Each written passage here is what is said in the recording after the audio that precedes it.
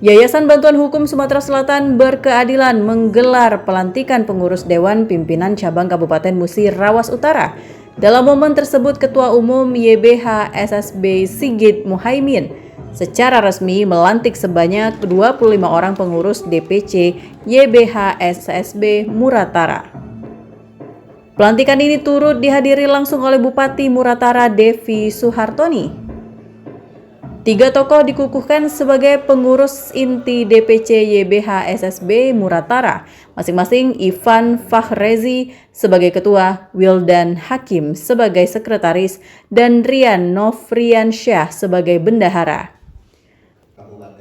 Kepengurusan baru ini berkomitmen untuk membawa YBH SSB ke tingkat yang lebih tinggi dalam memberikan pendampingan hukum yang profesional, berintegritas, dan berkeadilan.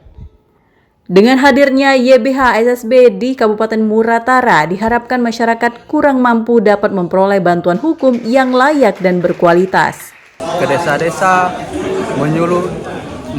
penyuluhan hukum, mensosialisasikan hukum, mengedukasikan hukum ke masyarakat sesuai dengan tema kami, langkah nyata dan merata.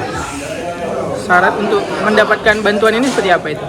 Untuk mendapat bantuan ini, mari ke sekret kami, masyarakat Musi Rawas Utara. Kalau mau mendapat bantuan YBH SSB ini, datanglah ke sekret kami.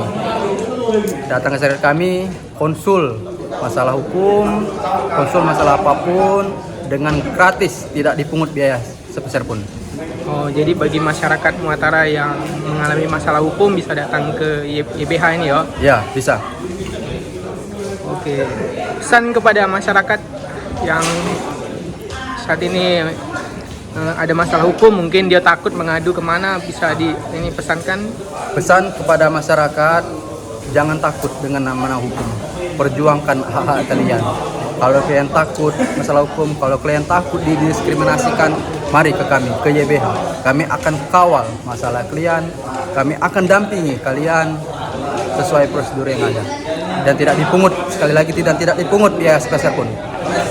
Gratis. YBH SSB bertekad memperluas jaringan advokasi serta meningkatkan edukasi hukum agar masyarakat semakin sadar dan berani memperjuangkan hak-hak mereka. Dari Musi Rawas Utara, Sudirman iNews melaporkan.